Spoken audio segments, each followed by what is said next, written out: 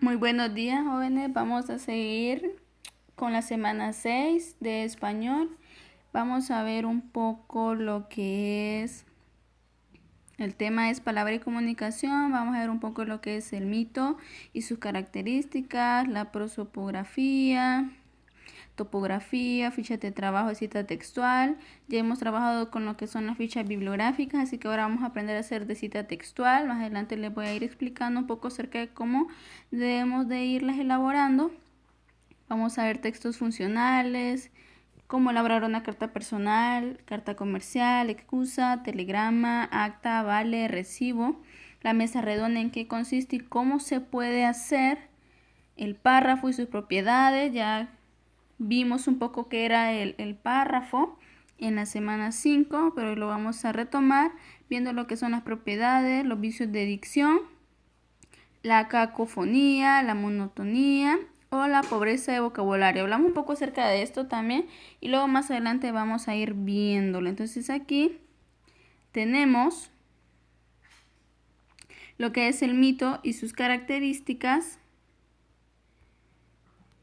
El mito, jóvenes, bueno, apareció con lo que era la mitología griega, de ahí proviene la palabra mito, en donde podemos encontrar en lo que es la Ilíada un poco acerca de estas historias, en donde el héroe es ayudado por los dioses porque según los griegos, bueno, al ver que la persona era tan buena, tan en sus destrezas, más que todo en peleas, entonces se creía de que el hombre por su propia fuerza natural no iba a poderlo lograr, entonces fue que se crearon los dioses. Y ustedes pueden ver ahí que según el antropólogo hondureño Mario Ardón dice que el mito es un relato corto que pretende explicar fenómenos naturales o sociales.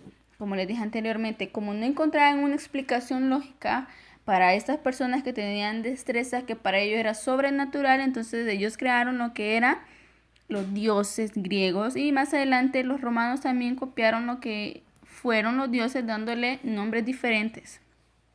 Dice que señala que en los diferentes grupos humanos con el paso del tiempo los mitos adquieren un valor sagrado y empiezan a formar parte de la forma de ver el mundo.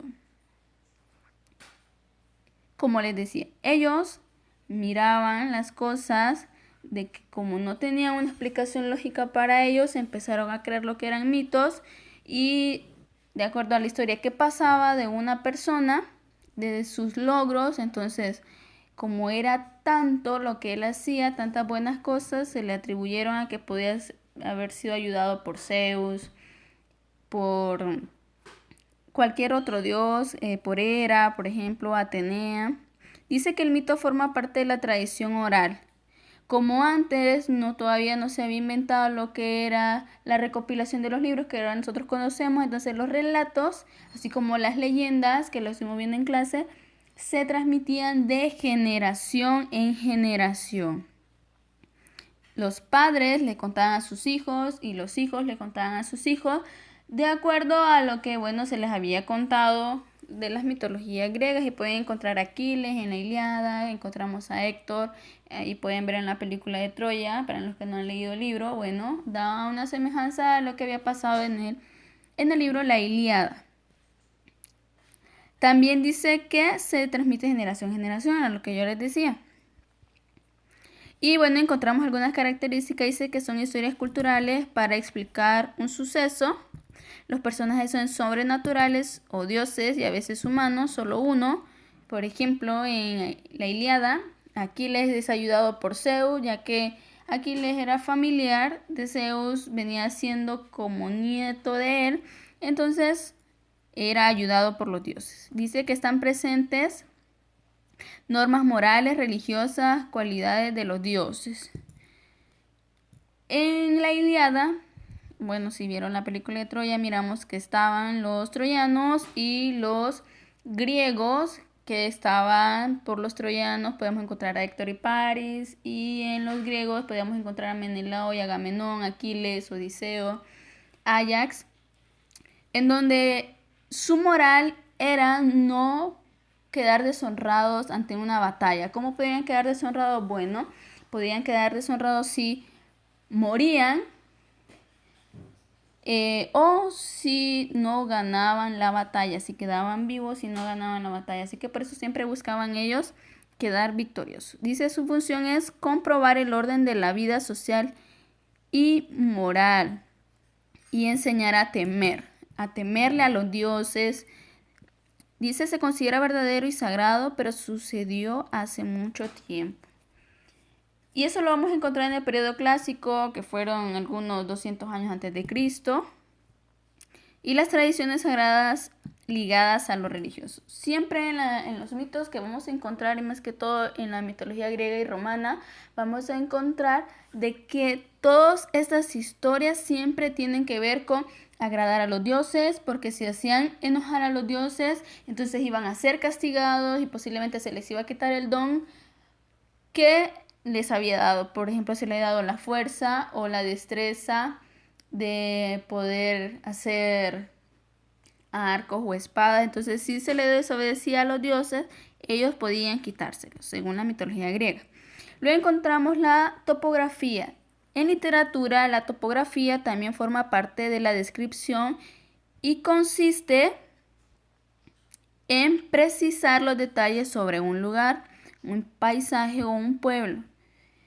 Nosotros vimos lo que era la descripción, hicimos un ejercicio en donde se describía físicamente al otro compañero. Bueno, eso tiene que ver también, es como una derivación de la misma, pero también podemos hacer la descripción de un lugar con detalles, con el detalle más mínimo que podríamos encontrar. Para poder hacer una topografía, realmente debemos de tomarnos el tiempo para poder encontrar hasta el más mínimo detalle en lo que nosotros queremos describir. Número 1. Describir en forma general pero ordenada.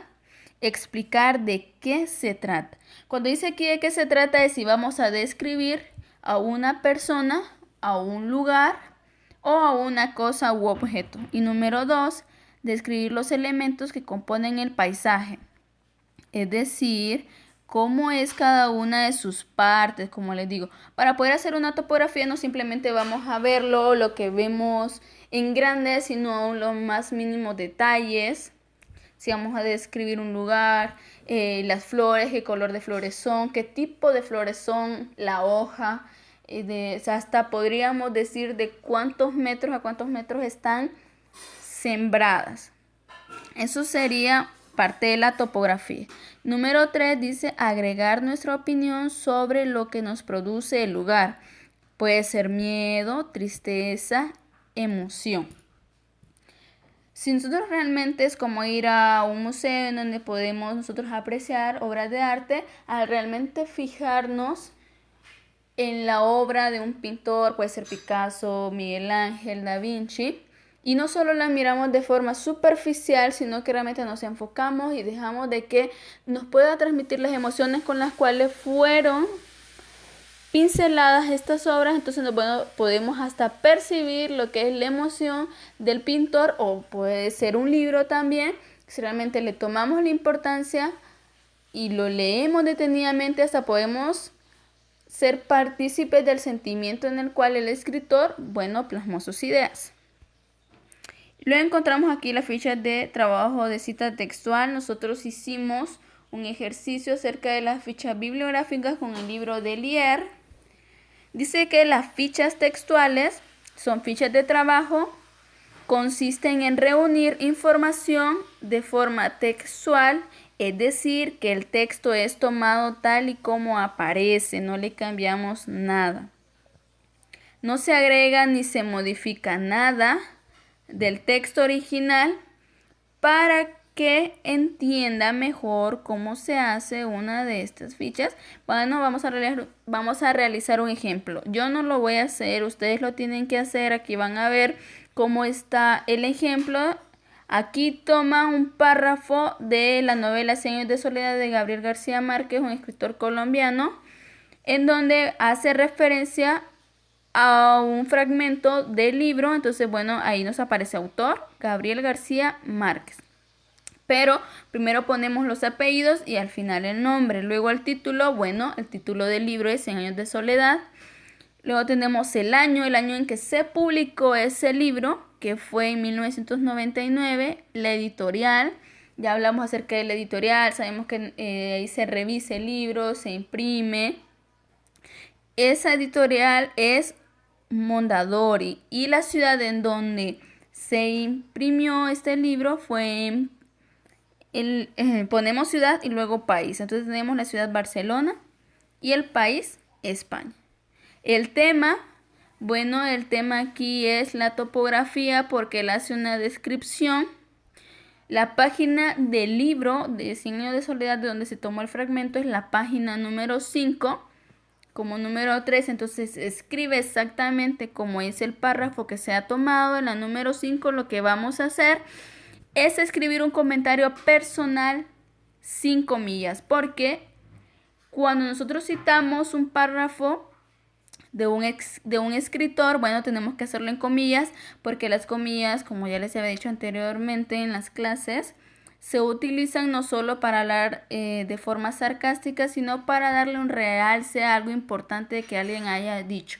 Y en este caso, bueno, algo importante que escribió Gabriel García Márquez en Cien años de soledad, entonces lo ponemos en comillas. Y lo que nosotros vamos a escribir un comentario puede ser lo que usted entendió, lo que le gustó, lo que no le gustó, está de acuerdo con el escritor, con la descripción que él hace. Entonces usted lo pone ahí en el número 5. Y luego en el número 6 ponemos la edición, dice aquí que es segunda edición, o sea que es la segunda vez que se revisó el libro para poderlo imprimir. Y como número 7, ficha, la número de ficha que vamos a utilizar, en este caso sería la número 1, la primera ficha. Luego tenemos los vicios de dicción. Dice que son errores que se cometen cuando se usa el idioma de forma equivocada. Estos pueden ser hablados o escritos, lo que dificulta su comprensión. En pocas palabras, eso tiene que ver con la fonética y el léxico, o sea, la forma en cómo pronunciamos las palabras y la forma en cómo escribimos la palabra, parte de la ortografía. Existen diferentes vicios de dicción, pero nosotros vamos a ver lo que es la cacofonía y más adelante tenemos aquí la monotonía. Bueno, dice que la cacofonía es la repetición de un sonido que se produce cuando se repiten letras de palabras y que resulta desagradable escucharla. Existen varias formas de la cacofonía. Pueden ser, número 1, por la presencia de dos o más sílabas iguales. Por ejemplo, aquí nos da 1. Carla caminó casi 2 kilómetros. Entonces utiliza la C y la A que forman K. Luego dice, por la repetición de una misma letra. De finales, fugaces, fugitivos, fuegos, fundidos. Y luego dice, por la presencia de una misma vocal en la unión de dos palabras.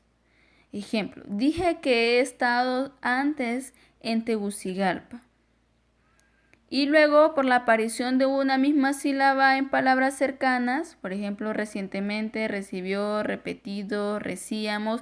Entonces, todas esas palabras, cuando hablamos de la cacofonía nos referimos a esas palabras que son similares y aunque a nosotros nos parece que no estamos hablando de forma incorrecta, pero como suenan iguales, entonces hace al oyente de que le parezca desagradable y a veces hasta aburrido.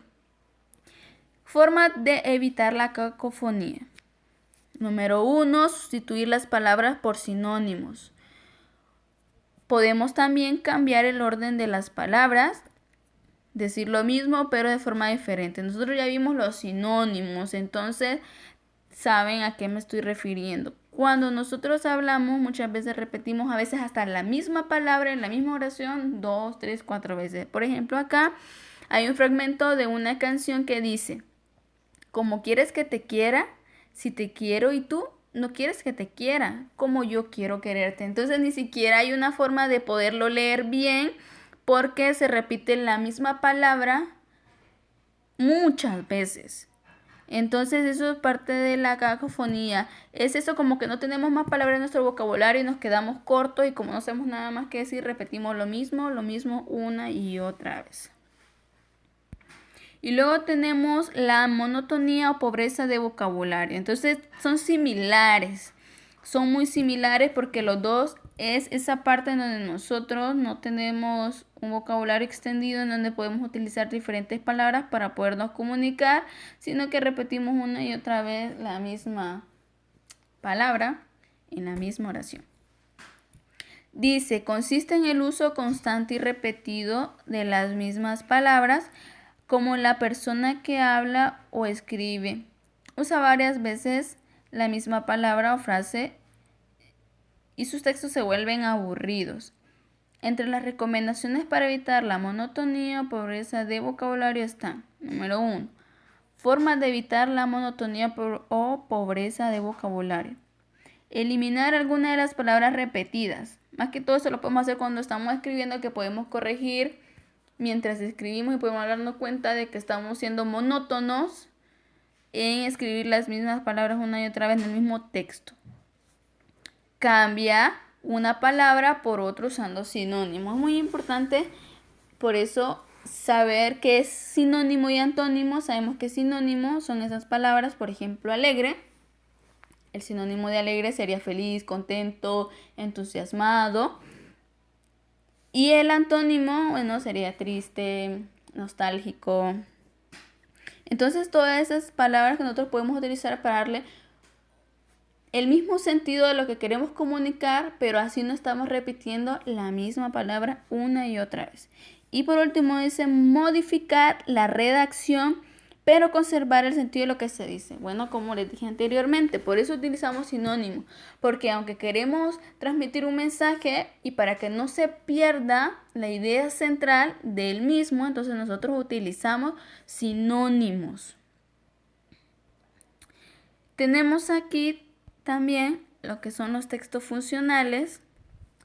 Los textos funcionales son textos no literarios que le indican a una persona los pasos para realizar una función específica. El objetivo de estos textos es informar, instruir, avisar o solicitar algo. ¿Por qué dice que no son son textos no literarios?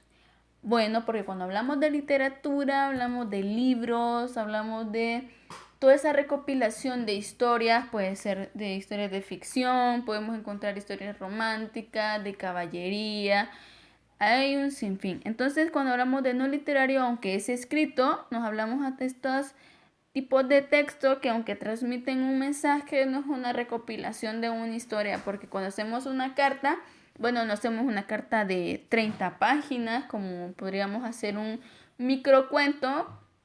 Entonces, por eso dice textos no literarios. Dice, bueno, vamos a ver ahí lo que es la carta personal.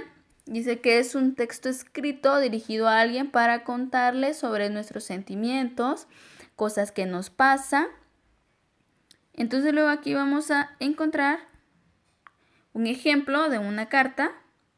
Pueden ver ahí a la par están los pasos. La fecha va primero en una carta personal. Saludo. El saludo debe ser corto. Ya les voy a ir leyendo. Solo quiero que vean las partes primero. Cuerpo de la carta, que es ya la información que quiero transmitir. La despedida. El nombre o firma de quien escribe la carta. Entonces la fecha dice aquí 19 de noviembre de 1957. Y como saludo tiene, querido señor Germán. Y como cuerpo tiene, esperé a que se apagara un poco el ruido que me ha rodeado todos estos días antes de hablarle de todo corazón. He recibido un honor demasiado grande que no he buscado ni pedido, pero cuando supe la noticia, pensé primero en mi madre y después en usted. Sin usted, la mano afectuosa que tendió al niño pobre que era yo, sin su enseñanza y su ejemplo, no hubiese sucedido nada de esto. No es que me dé demasiada importancia a un honor de este tipo, pero ofrece por lo menos la oportunidad de decirle lo que usted ha sido y sigue siendo para mí. Y le puedo asegurar que sus esfuerzos, su trabajo y el corazón generoso que usted puso continúan siempre vivos en uno de sus pequeños discípulos, que, a pesar de los años, no ha dejado de ser su alumno agradecido. Y como despedida tiene, lo abrazo con todas mis fuerzas y firma ahí Albert Camus. Esta es una carta de agradecimiento de un alumno a un profesor. Entonces miramos que una carta personal, como decía anteriormente, puede ser para expresar un sentimiento. Por ejemplo, le puede ser un novio a la novia una carta o viceversa. O puede ser una carta de madre a hijo o viceversa. O puede ser una carta de agradecimiento como en este caso. Puede ser también una carta de que alguien esté enfermo y se le quiere notificar a algún familiar. Entonces, bueno, se le redacta una carta en donde se le puede detallar lo que está pasando. Y luego encontramos la carta comercial, que es totalmente diferente. Dice, trata asuntos de negocios o administrativos para lograr una comunicación más precisa y corta. Y es parecida un poco a los pasos de cómo redactarla como la carta personal, pero luego vamos a ver la diferencia.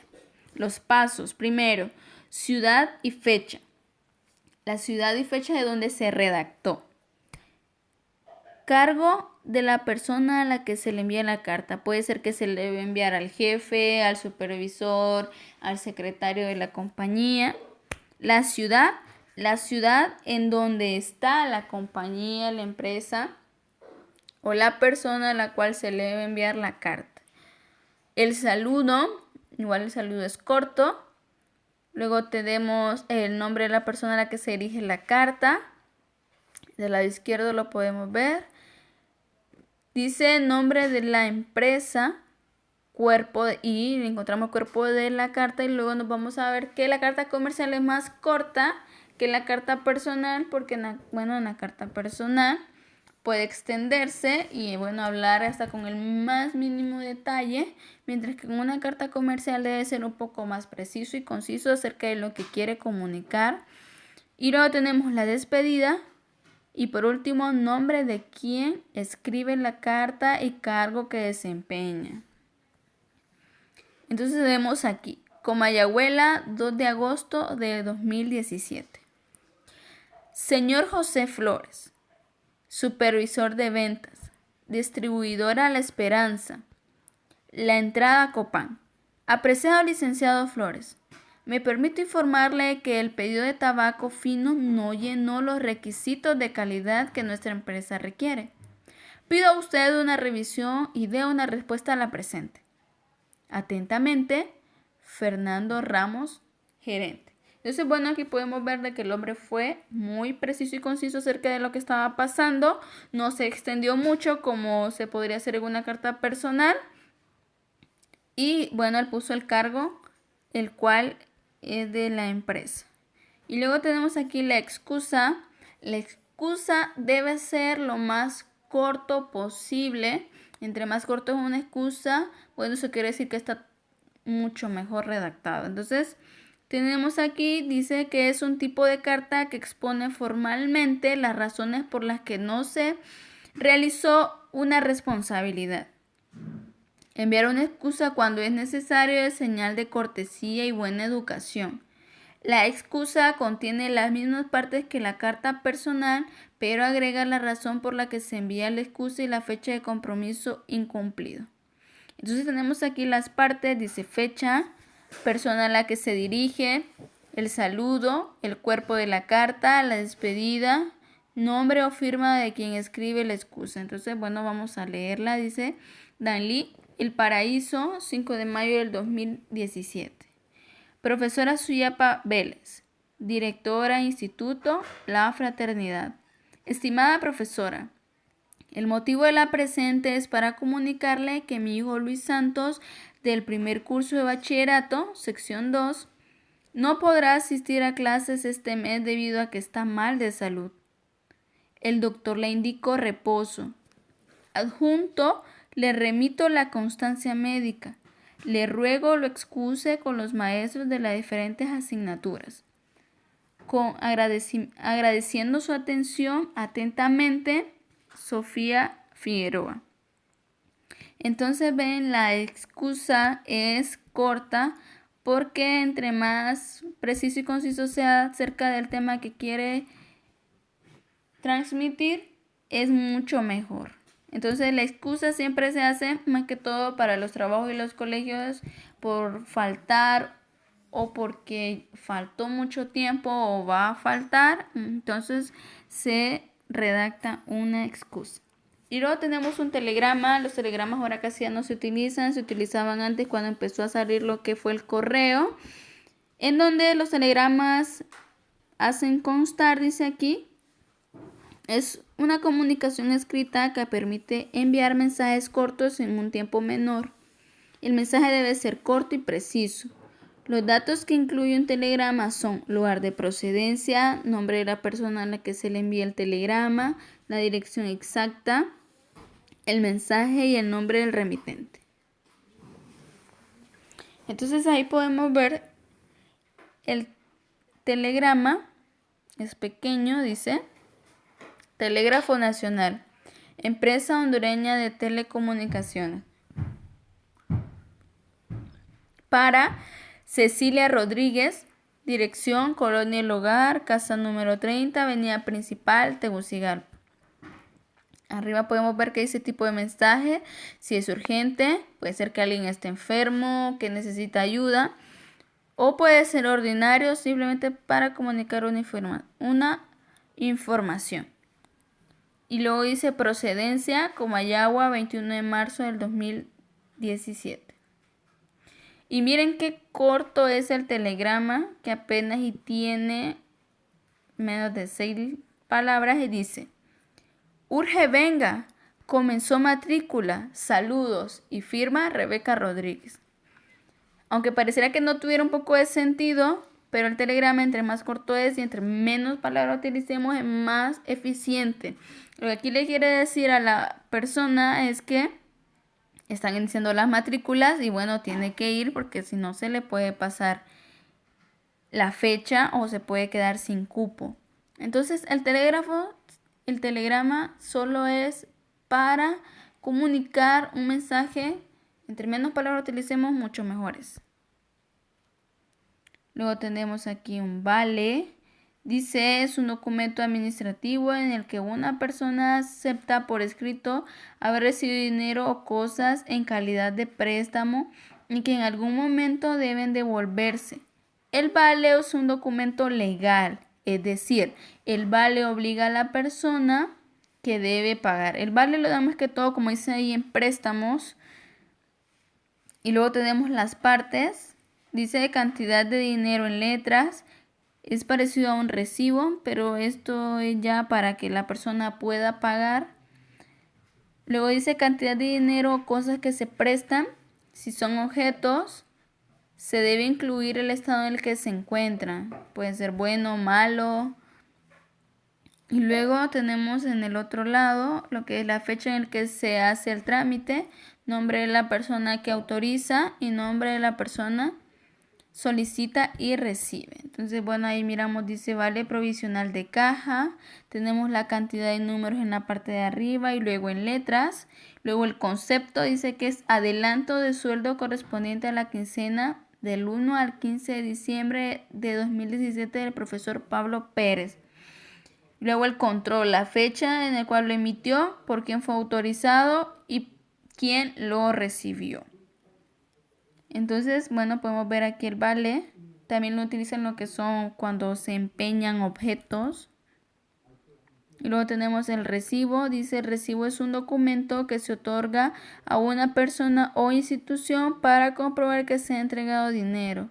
El recibo debe llevar lo siguiente: valor del recibo, o sea, la cantidad de números, nombre de la persona que hace la entrega, cantidad entregada en letras y números, motivo por el que se hace la entrega, la ciudad y la fecha. Bueno, esto es parecido a los recibos que hacen ustedes cuando pagan la mensualidad en el instituto. Pueden ver aquí dice recibí de, bueno, la persona José García, la cantidad de 280 lempiras exactos en letras y luego lo podemos encontrar en números. En concepto de pago de matrícula de 10º grado de bachillerato en ciencias y humanidades. Y la ciudad en Tegucigalpa, MDC, el 25 de enero de 2017.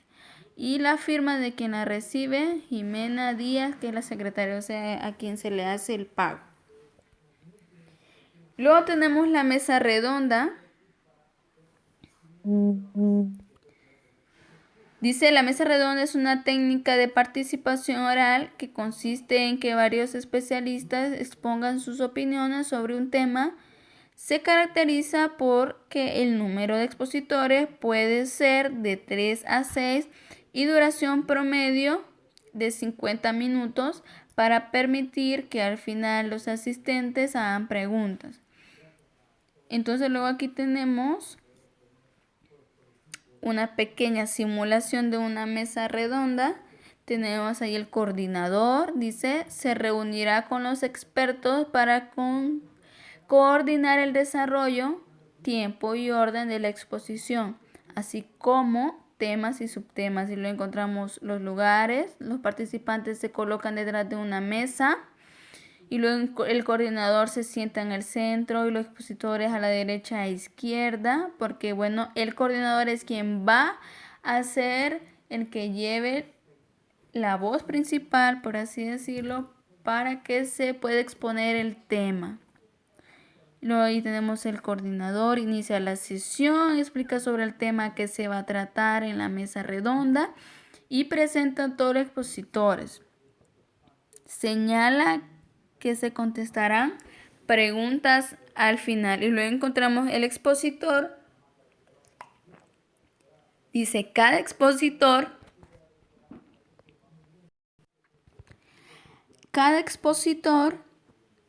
hará uso de la palabra durante unos 10 minutos. Si el experto se excede en el tiempo, el coordinador le puede hacer una indicación, o sea, de que ya pasó el tiempo que le correspondía para poder participar. Y luego el resumen. Al terminar las exposiciones, el coordinador hará un resumen y luego invitará al público a realizar a los expositores preguntas sobre el tema expuesto. Básicamente la mesa redonda es para exponer un tema. Por ejemplo, ahora podemos encontrar bastante lo que son expositores acerca del COVID-19, en donde se entrevistan a varios doctores literalmente en una mesa, en donde pueden exponer cada uno su punto de vista en cómo se debe hacer en esta crisis y qué medidas debemos de tomar y qué cosas no se deben hacer. Entonces la mesa redonda solo es para opinar, realmente no se entra en debate, porque para eso existe, bueno, el debate, donde pueden estar de acuerdo o no en acuerdo con la otra persona. Pero la mesa redonda es simplemente para explicar, para exponer un tema. Y bueno, las personas que lo hacen obviamente son expertos en la materia. Y siempre hay un coordinador, o también le llamamos un moderador, que es quien lleva, como podemos ver ahí, el tiempo, que dice que si se pasa el tiempo, el expositor, entonces él le puede decir o le puede hacer una seña de que su tiempo de exposición ya pasó. Y luego tenemos, por último, el párrafo y sus propiedades. En la semana número 5 aprendimos lo que era el párrafo y los tipos del mismo. Y entonces aquí tenemos lo que es los párrafos. Tienen un orden de palabras y de ideas. Para poder crear un párrafo, nosotros tenemos que saber cuál es el tema al cual se va a escribir ese párrafo. Luego, bueno, tenemos la introducción o el inicio. Y luego tenemos el cuerpo, desarrollo, y por último va a tener una conclusión. Por ejemplo, aquí tenemos oración. Dice, Patricia está a punto de terminar su maestría en química. Y aquí cuando hablamos de sujeto en una oración, nos referimos a la persona de la cual se habla en oración. En este caso se está hablando de Patricia. Ese es el sujeto. Y el predicado dice, está a punto de terminar su maestría en química. El sujeto es de la persona que se habla en oración y el predicado es el resto de la oración. Muy bien, entonces ahora vamos a seguir con lo que es educación artística. Igual siempre con la semana 6. El tema es elementos básicos del lenguaje musical. Vamos a ver un poco lo que es el lenguaje rítmico y el lenguaje melódico. Tenemos aquí que ritmo dice que es la agrupación u organización de figuras musicales de distinta duración. Y luego que tenemos unos ejemplos que tienen que ver con lo que son todos esos signos de música. Por ejemplo, podemos encontrar ahí la clave de sol, las corcheas, el silencio. Y nota o silencio es un sonido musical cualquiera ubicado en el pentagrama. La figura se refiere a las diferentes formas que se da a los sonidos o figuras rítmicas para determinar su valor o duración. Y luego el pentagrama, que son, bueno, las líneas que ustedes ven ahí en donde se posicionan las notas. Ese es el pentagrama. Dice, es un conjunto de 5 líneas horizontales paralelas que forman 4 espacios donde se escriben los signos y notas musicales. Y percutir significa golpear un instrumento musical para producir un sonido. Ejemplo, tocar un tambor. Eso es percusión. Todos esos instrumentos en los cuales se hace a través de golpes.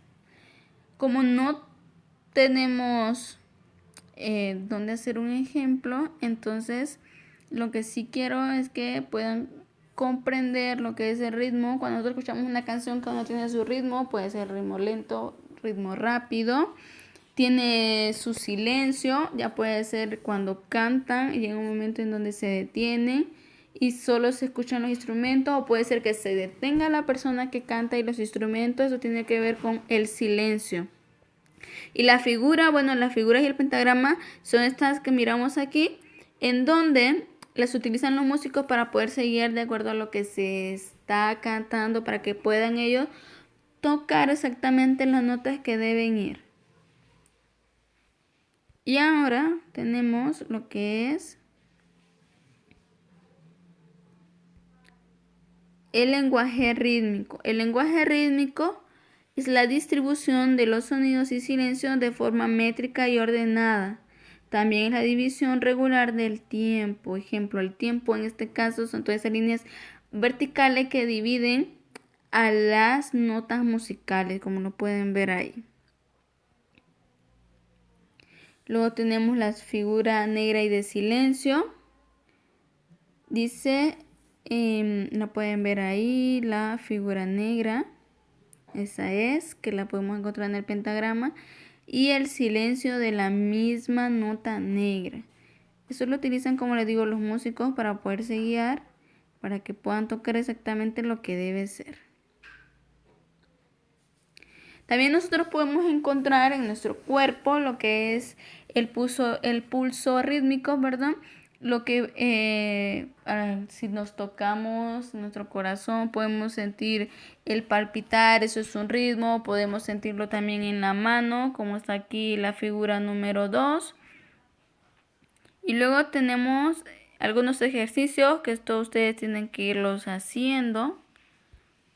Luego tenemos el lenguaje melódico, el pentagrama. Es un conjunto de 5 líneas horizontales y 4 espacios que sirven para escribir la música. Estas líneas y espacios del pentagrama se cuentan de abajo hacia arriba. Entonces ahí podemos ver espacio 1, espacio 2, espacio 3, espacio 4. Y luego tenemos la clave. La clave es un signo que se grafica al principio del pentagrama y nos indica la altura y el nombre de las notas musicales. Entonces esta es la clave de sol, esta que miramos aquí. Ahí está la clave de sol y la nota de sol. Y luego tenemos la escala pentáfona. Y la escala pentáfona es un grupo de 5 sonidos o notas musicales ordenadas. Ejemplo, podemos encontrar aquí do, re, mi, fa, sol, la. Aquí en este pentagrama ustedes lo pueden ver, está junto con la clave de sol.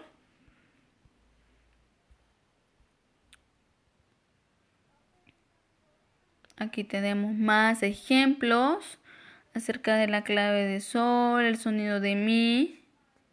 como pueden ver, donde va posicionado sol, donde va posicionado mi, donde va posicionado la en el pentagrama. Y aquí está donde está posicionado re en el pentagrama, donde está posicionado 2. Muy bien, jóvenes, espero y la tutoría haya sido de mucha ayuda. Recuerden que si tienen preguntas pueden hacerlas en sus grupos y las coordinadoras pues me las darán a mí y así poderles responder.